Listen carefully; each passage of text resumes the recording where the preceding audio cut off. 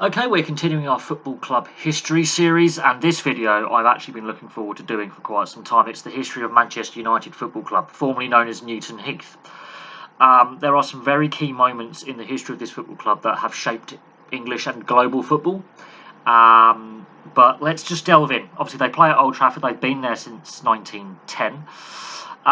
Currently seating 74,310. It's the biggest league stadium in the English Football League and Premier League structure. I think it's one of the biggest stadiums actually in the UK. Obviously, it also hosts rugby league matches, and as I believe also hosted rugby union matches as well. And of course, you've got Old Trafford Cricket Ground literally around the corner.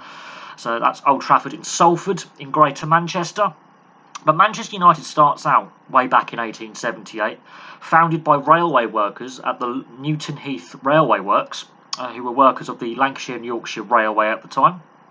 From their workshops, they set up the club in 1878. By 1888, they found a league called the Combination. That lasts a season. They're a founder member of that league before they joined the Football Alliance, rivals to the Football League in 1889. Obviously, the Football Alliance will collapse in 1892, and those clubs will join the Football League. They also, in 1892, dropped the Lancashire and Yorkshire Railway part of Newton Heath from their name. But within 10 years, financial difficulties, faced with a winding up order, yes, we hear that a lot these days, the club is forced to refinance itself, and they change their name to Manchester United in 1902. And then by 1910, they moved to Old Trafford. Then I think the biggest moment in the history of this club happens. The 1958 Munich Air Disaster, obviously the Busby Babes. Now, they've been winning a few league titles in the build-up to this air crash. And then it will take them a few years to recover from the Munich Air Disaster. If the Munich Air Disaster doesn't happen, they win more league titles. They probably win more European success as well, and I have no doubt on that. 8 players, unfortunately, lost their lives in the Munich Air Disaster. Other clubs helped Manchester United out by loaning them players while other players were recovering in hospital from injuries. Even Sir Matt Busby was injured in the air crash as well. The Busby Babes, they had won 3 league titles in the 50s up to that point, and that is a massive turning point because Liverpool become the dominant club going forward. And what is interesting is Manchester United and Liverpool haven't been dominant at the same time when it comes to silverware coming in. That is a very interesting quirk, and I think the Busby Babes incident has a large impact upon that. They will win league titles with some of that squad following in the 60s. Bobby Charlton, obviously, famously Man United legend, recently overtaken by Wayne Rooney as the top goal scorer for the club in recent years. But club legend is Bobby Charlton. Obviously, he wins the World Cup with England as well during this period in the 60s. Then another momentous thing happens, and it has an impact on both English and Scottish football. In 1986, Sir Alex Ferguson is appointed manager from Aberdeen. It has a negative impact on Aberdeen, and it has a positive impact on Manchester United, although in the first few seasons he is appointed, he's nearly sacked a couple of times. He starts winning silverware just before the Premier League era kicks in, and then 1992, the Premier League is formed, and, well, nearly half the Premier League titles ever won have been won by Manchester United. I think they've won 13 Premier League titles in total, which is ridiculous. Nearly half the Premier League titles ever won have been won by Manchester United, and it's in part to Sir Alex Ferguson. They've not won the league since 2013 when he retires. They have won silverware since he has moved on, but they never won the league since he has retired. That is how much of an impact Sir Alex Ferguson has on this football club, but at the same time it weakens Aberdeen, and of course the old firm have now taken over in Scotland again, and Aberdeen were the last club in Scotland to win the league, not called Rangers or Celtic. So Alex Ferguson coming south of the border has an impact on the English game and the Scottish game. While Alex Ferguson is still manager, there's the Glazier leveraged takeover. Now, they've been buying shares in the club in the years building up to 2005. And there's a lot of protests that happened at the time and are still happening now. Even when the team is winning, there are fans protesting against the Glazer ownership. So this isn't a fickle fan base, this is a very passionate fan base. Now, the initial colours of Newton Heath were yellow and green. In the 95-96 season, they wore the yellow and green away strip as in reference to Newton Heath as well, and a throwback kind of jersey to Newton Heath. The protest is where the yellow and green scarves, a lot of them set up FC United of Manchester, a fan-founded club down the road. we will do a video on FC United of Manchester and their foundation, how they're doing in the non-league. But the Glazer takeover, from then till now, all these years later, 17 years later, is still having reverberations. Now, the club debt peaked a few years after the Glazer leverage takeover, which was a takeover leverage with debt, at around 777 million. There is still a fair bit of debt with the club now. While they make a lot of revenue and they're a very valuable club, and I could have put those facts down, this Glazer takeover is a key moment, because the silverware, while they still win silverware in the Glazer era, it slows down and then drops off significantly, which you'll notice when I discuss the club's honours, of which there are a lot. So we will look at FC United of Manchester in another video, and we will look and break down the Glazer takeover and should it have been allowed, should it not have been allowed, because of the leveraged aspect of it. Very similar to Burnley's current owners doing a similar thing a couple of years ago, the Glazers leveraged takeover.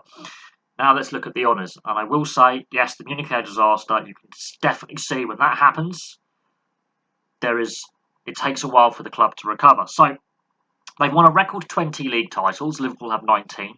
However, most of those league titles have come in more recent history, whereas Liverpool's are in very dominant spells. Man United's, the Munich Air Disaster does disrupt their success for a period, and then between the 60s and the 90s, there is nothing. So definitely struggled in the 70s and the 80s. But here we go. So they win the first league title in 1907-1908. That's their first league title. They follow that up in 1910-1911. Now, at this point in English football, as we've seen in previous videos, there's a lot of successful sides winning league titles, so it's not unsurprising they've only won a couple at this point. So 2 world wars pass. It's not until 1951-52 that they win their third. This is where the Busby Babes era kicks in. 55-56 and 56-57, they win back-to-back league titles. 1958, Munich Air Disaster. It takes until the 64-65 season to win their next league title. So that Air Disaster had a massive impact on the progression of this club and the silverware they're bringing in. They also win it again in the 66-67 season. So, Bobby Charlton is still there. Dennis Law's there. But the Munich Air Disaster does put the brakes on their success in the late 50s, early 60s. And then no league titles until the Premier League era. So nothing in the 70s, nothing in the 80s. It takes until the 92-93 season, the first Premier League season, for them to win their next title. Then they start falling like 9 pins. 93-94, 95-96, obviously Blackburn with the team in between the 94 title and the 96 title. 96-97, 98-99, the treble winning team, which I think is possibly the best team ever to take a field in England. Maybe Arsenal's Invincibles, you could argue that, and that's the Invincibles era as well. Arsenal and Man United are now trading blows for the Premier League title at this point, so that's the treble winning team. 99-2000, 2000-2001, 2002-2003, so Arsenal and Man United are trading titles at this point. Then there's a gap of a few years, 2006-2007, that's the Chelsea Abramovich era kicking in, and the Glazer takeover has now taken place. They win it again in 2007-2008, 2008-2009, 2010-2011. Now this is Man City starting to win titles, and the 2013 season, and then it stops. Ferguson retires, Moyes comes in, and there's been a lot of managerial merry-go-round ever since. You've had Moyes, Van Gaal, Mourinho, Solskjaer, and now Ten Hag after Rangnick. So there's been a lot of managerial change since 2013. But you can definitely see when other clubs start getting money. You can see where Arsenal are trading blows with them, and then you see where the Chelsea money comes in, because there's a bit of a gap between Premier Leagues, and then the Man City money comes in, and you can see that success as well. So, FA Cups, they have 12. So, not bad going in the FA Cup either. They first win the FA Cup in the 1908-1909 season. And then it's a bit of a wait. 2 world wars pass. 1947-48 is their second FA Cup. So they've not been as successful in the FA Cup as people realise. They've had a bit less success. They don't win any FA Cups with the Busby Babes until 62-63. They only win 1 FA Cup in the 60s. They win 1 FA Cup in the 70s, in the 76-77 season. They won a few FA Cups in the 80s, considering they weren't winning league titles, and one of them was with Sir Alex Ferguson. 82-83 and 84-85, I believe Ron Atkinson was manager at the time. And in this period, they lose to Bournemouth in the 83-84 season in the FA Cup. Famously, Harry Redknapp coaches Bournemouth to an FA Cup win there. And then the 89-90 FA Cup is a Ferguson trophy. 93-94, 95-96, 98-99, part of that treble winning season, 2000-2004, and 2015-2016. So that's post-Ferguson, they've won one FA Cup. League Cups, really surprised by the lack of success in the League Cup. Not going to lie, they've only won 5. 4 of them with Fergie. 91-92 is their first League Cup. 2005-2006 is their second League Cup. 2008-2009 is their third. 2009-2010 is their fourth. And 2016-2017 is their fifth. I believe that's a Mourinho trophy. But only one League Cup since Ferguson has moved on. The Charity Shield, they've won that, a record, formerly the Community Shield, 21 times record. 1908, 1911, 1952, 1956, 1957, 1965, 1967, 1977, 1983, 1990, 1993, 1994, 1996, 1997, 2003, 2007, 2008, 2010, 2011, 2013 and 2016. Only 2 Charity Shields since Fergie has moved on. The Champions League or the European Cup, obviously the 67-68 is their first European success. Obviously, I think George Best is in that side.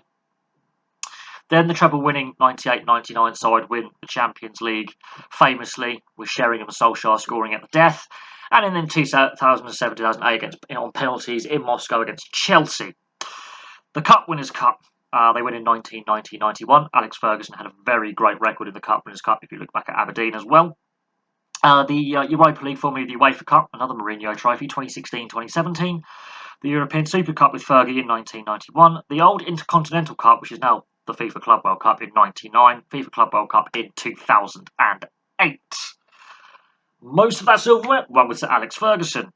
But you can definitely see the impact the Munich Air Disaster has on the club. I believe they would have won more league trophies and they should have won some more FA Cups as well, if it wasn't for the Munich Air Disaster. But Wolves were a very dominant side in the 50s, as we've seen in the Wolverhampton Wanderers video. Obviously, their main rivals are Arsenal, because of the Wenger-Ferguson rivalry that has now turned into a good-natured friendship between the two former managers. When Wenger retired, Ferguson awarded him a long service award. The last time he played at Old Trafford, it was a very fierce rivalry when it was going in the 90s and the 2000s. But that was a fun rivalry. That was the best rivalry. North versus South. Big club from London, big club from Manchester, going hammer and tong for the best part of a decade. Leeds United, their rivalry goes back further than Ferguson, and way back to obviously the Yorkshire-Lancashire rivalry. Leeds being one of the biggest cities in Yorkshire, Manchester being one of the biggest cities originally, historically in Lancashire. That's the Yorkshire-Lancashire rivalry. Rugby league's the same in that kind of context. Anything between a club from Lancashire and a club from Yorkshire.